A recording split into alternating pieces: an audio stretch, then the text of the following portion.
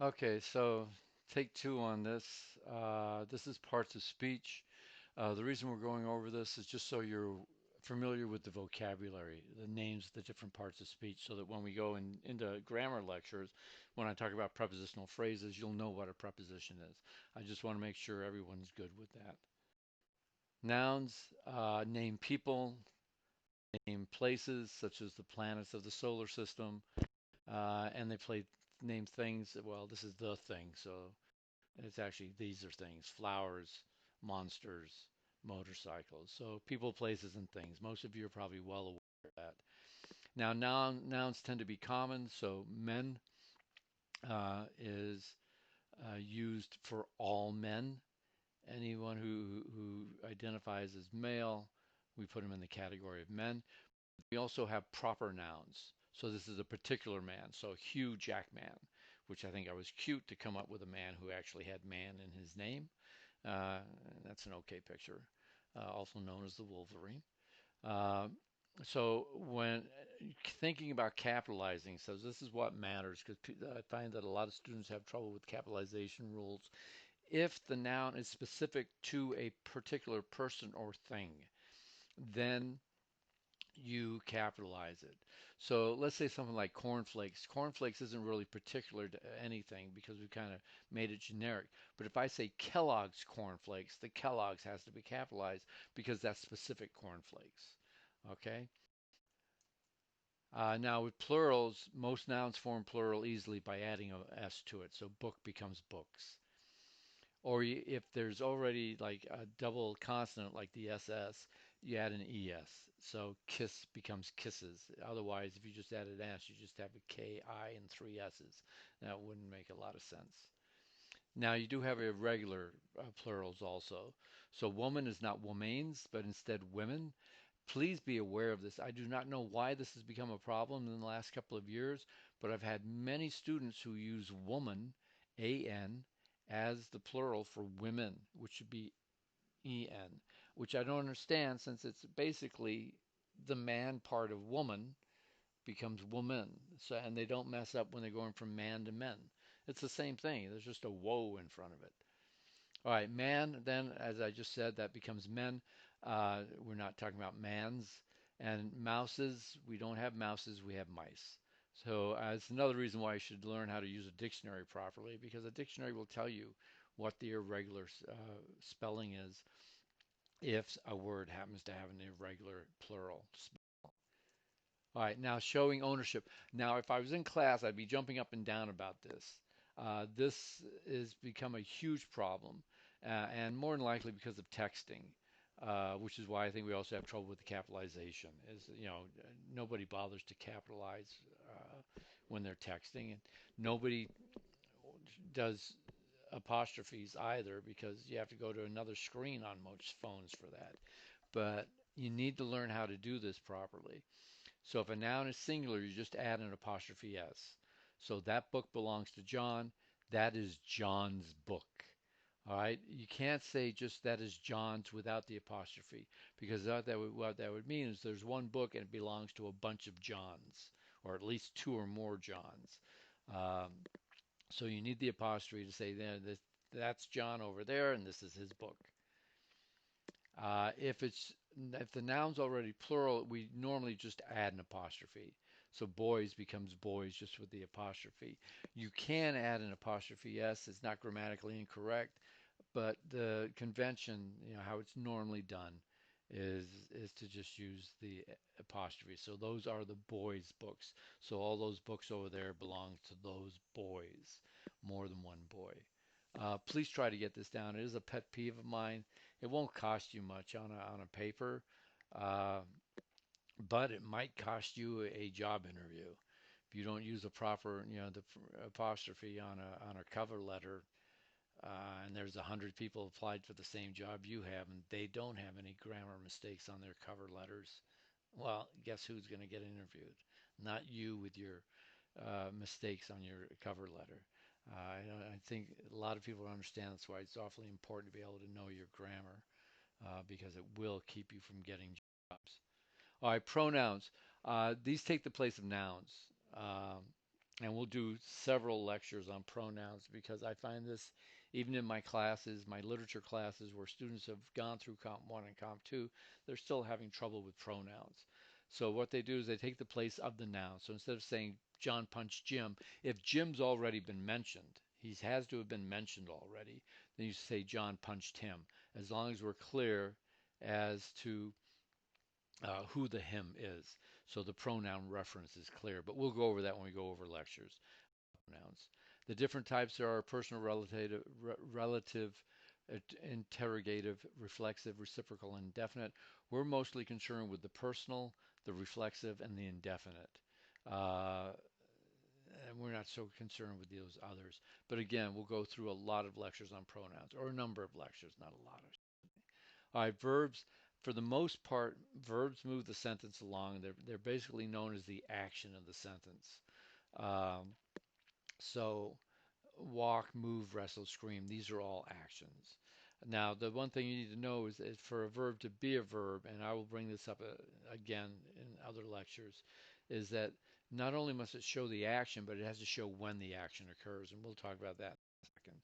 So here, the other type of verbs that don't show action, they show being or existence. And the most common verb for that is to be. And the reason why Sir Laurence Olivier there is holding a skull next to his head is that's from Hamlet. And of course, the most famous soliloquy from Hamlet is to be or not to be. So I am, they are, you are, we are, he, she is. This is the present tense conjugation of to be. Uh, those are all verbs. And realize that unlike other verbs, such as let's say swimming, so you say he is swimming in the pool. Is swimming is the verb of that sentence. However, if I say swimming is his favorite sport, swimming is no longer a verb. It's become a noun, and many verbs can do that. To be cannot do that. To be is either the main verb or in the sentence, he is swimming in the pool, is swimming.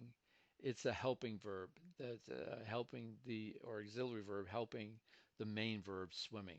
And the reason for it is that it tells you when it occurs. He is swimming.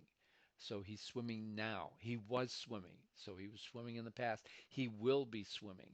He'll be swimming in the future. Um, and that's it with verbs. Uh, if it's not just a verb of existence by itself, then it's an auxiliary verb, and what's also known as a linking verb. Uh, and it tells you when something is occurring. So a verb has to tell you, if it's an action verb, it has to tell you what action is taking place, but also when. So if I say he likes to swim is not the verb in that sentence. Likes is. To swim is unconjugated. It's known as the infinitive. And it doesn't tell you when the swimming takes place, so it cannot be the verb. All right, so please be aware of that. If you see to in front of a verb, it's the infinitive. It can't be the verb of the sentence. Go elsewhere to look for the verb. Auxiliary verbs, helping verbs link with other verbs. They add information such as time, past, future. I am working, I have worked, I will work, right? So am, current, have, past, will, future. So these include be, do, and have, and sometimes these words can, could, may, might, must, shall, should, will, and would. I'll take a short break here to let you kind of write that down. Of course, the nice thing about the videos is you can just pause it. So I'm not going to slow down too much on these because you can just hit the pause button uh, and write whatever you need. All right, adjectives are just words that modify or give more information about nouns and pronouns. So spicy food tells me what type of food. It's a hot, spicy food. Blue car tells me the color of the car. All right, that's all adjectives are doing. Uh, and when we get to narration, I'll talk about the real importance of them. They do make for much more interesting reading and and allow the reader to see things. People who are published writers use adjectives very well because it makes you see the character or see the scene. They also can answer which one, what kind, how many, etc. And they may follow a linking verb. So here, the moon is full tonight. folds my adjective, but it's coming after this linking verb is, and it's actually telling me how the moon is. So the adjective doesn't always go before uh, the noun or pronoun that it's modifying. And realize that when I say modify, they are modifiers. Adjectives are modifiers, adverbs, right? And adverbs, they're just adjectives for verbs and other adjectives. So they modify verbs and adjectives, where adjectives modify nouns and pronouns. See, this is why we need to know this language, this different vocabulary, so you know what I'm talking about. So they're modifying them. And they can tell about time. So school starts tomorrow. When's the start? Tomorrow. They can tell the manner or how of something. So I rapidly calculated the total. So rapidly is how I calculated it. They can tell you about place. We meet here. So here's where the meet is. Our frequency, how often. So they often work late. So when do they work? Often late. All right, so those are adverbs, just for they're just adjectives for verbs and adjectives. All right, now prepositions. This is a word or word group, though the word group is going to be a prepositional phrase. And what they do is they show a relationship between its object, the object of the prepositional phrase, and some other part of the sentence. So, so Jim was working in the office. So in is my preposition. Office is the noun that finishes the prepositional phrase. So all prepositional phrases finish with a noun or a pronoun. So the entire prepositional phrase here is in the office. So Jim was working in the office. It's telling me where Jim was working. All right, so that's how prepositional phrases work. And office again is the object of the prepositional phrase. They function as adjectives or adverbs. The prepositional phrase tells us where Jim was working, right? So it's functioning as an adverb, giving us more information about the work, where it's occurring. Now, there's four kinds of prepositions. We only care about the two. The simple, made up of one word, by, for, in, with, and then the compound, which is made up of two words being used as one. So with and out become without. Up and on become upon. In and to become into. In and side become inside. Those are the only two we're really concerned with in this class. We don't need to get into the esoterics of the other. Now, I would be jumping up and down about this. If you do not know this by the end of the semester, I don't care if you're carrying an A, you fail the class. The object of a preposition can never be the subject of a sentence. Okay? So that noun or pronoun at the end of a prepositional phrase can never ever be the subject of the sentence.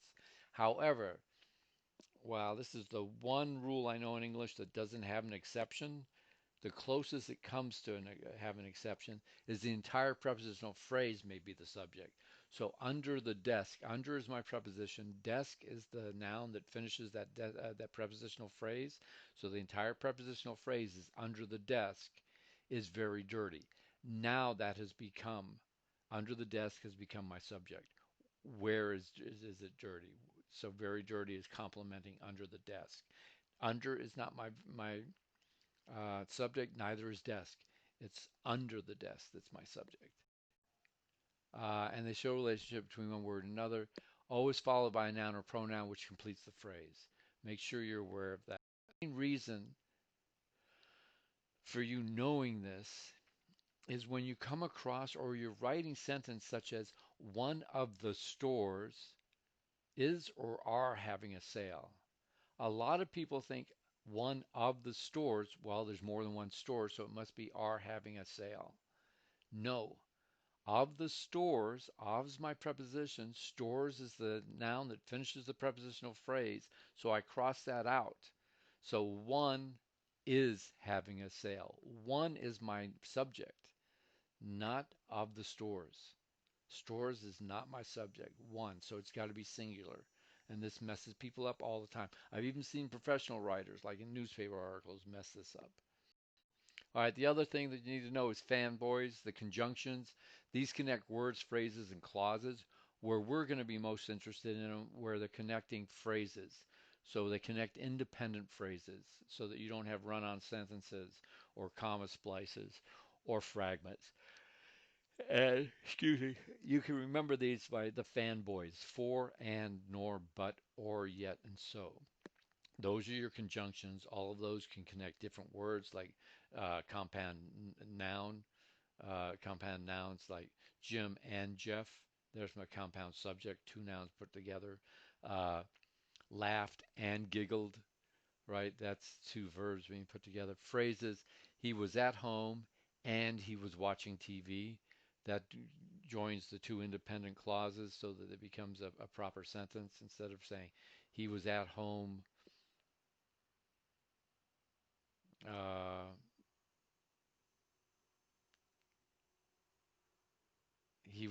yeah, he was at home.